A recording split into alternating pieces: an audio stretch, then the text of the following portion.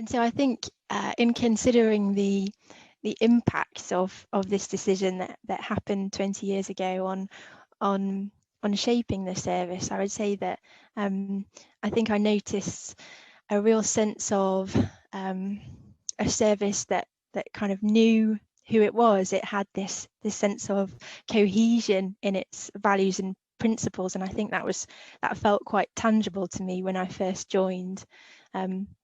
And I think along with that was also this sense I picked up on of pride of the EPs who were working in ways that they felt really well aligned with their own personal beliefs and values. So I think that was my experience of noticing when I first joined of Nottinghamshire EPS as a service, and that sense of pride was really really tangible, and also that impact of the decision on the children and young people within Nottinghamshire, thinking around how Nottinghamshire practices aim to empower and equip the adults around the child, aim to share that psychology in the way that we do to help move situations forward, to help make situations better. So I think that empowering and equipping is really important in helping those who know the child so well to support them even better. Okay, so I think the decisions that were made as a service 20 years ago to not use psychometrics and to put children first in terms of their inclusion has now led to a very strong shaping of a service that strongly identifies with collaborative working and consultation. So there's many views of assessment, and EPs are very much skewed by the local context and the policy, which in Nottinghamshire provides a very clear framework which supports an EP to being able to make professional judgments around assessment which don't rely on psychometrics. Within Nottinghamshire also, EPs can be confident that they'll be supported in being able to further inclusion and not contribute to models of assessment that might lead to children needing to be separated.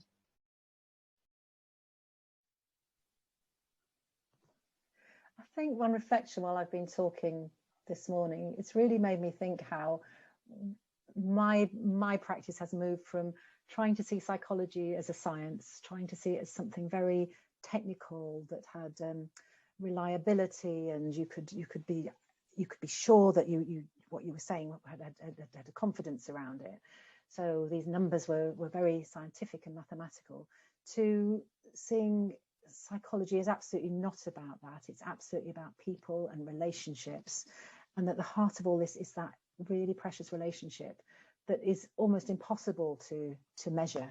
And so some of the times when we're trying to evaluate what we're doing, it's really difficult to do because the things that we're trying to measure are almost unquantifiable, unmeasurable. And sometimes those are the most important things. We can measure some stuff, but actually the things that are really most precious, we are almost impossible. But I sit with that. I'm happy to sit with that. I sit with the importance of the relationships I have with my head teachers and Senkos and parents, and that respect that we have for each other, and we will problem solve together. And it's messy. There's no question. It's messy. It's not a science.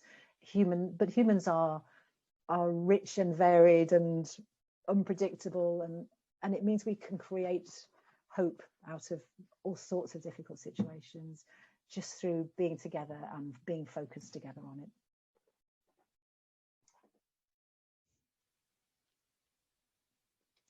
There's a notion which somebody talked to me about, which is it's a notion of something called isomorphic, which is that is there something that's consistent in the way in which we go about our work in terms of how we want others to go about our work? And I suppose the answer to this question comes close to the idea of what's the role of an educational psychologist. And I think that 20, 30 years ago, the role of an educational psychologist was one very much an expert to tell people what they didn't know. And I think now, if I was trying to encapsulate what the role of an educational psychologist is today, it's to support and better enable people to do the work that they currently do. So if children are to be successfully included and to access education, then it's going to be the teachers and the teaching assistants that work with them on a day-to-day basis who will shape the environment to enable that to happen. And our role as educational psychologists is to provide the requisite support and challenge that will enable them to do that more effectively. And you don't do that by telling people. That's not, in my experience, what succeeds. If you take an expert stance, people will kick against that for obvious reasons, and so it's very much about going alongside, which is why we advertise ourselves as being a service that's about collaborative consultation. And to actually carry out assessments using psychometrics would be diametrically opposed in terms of an approach to work to the approach that we're wanting adults working with children to take with them.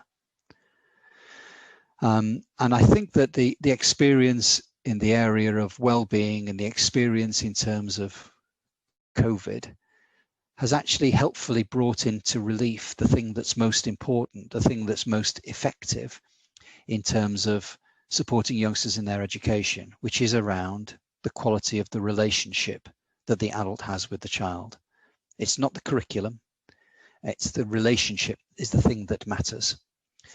And I suppose in terms of the relationship that educational psychologists have with schools, it's important that the approach that we take in our relationship with them is something that is isomorphic or consistent with the relationship that we want them to be then having with parents and also with children. So I hope that the approach that we've taken around psychometrics has enabled us to have a different approach to our work with adults, which is not only more effective, but also better enables those adults to have a more effective relationship with the children that they work with. I think that the other thing which I would say is there is something around people being happy in their work. And there are, when I talk to the psychologists in our service, they'll tell me about the work that they think is valuable and the work that is less valuable. Carrying out one-off EHC assessments, for example, is not seen as something which is seen as both effective or valuable and pleasurable. Whereas actually working alongside people in a collaborative, consultative way is something that people value.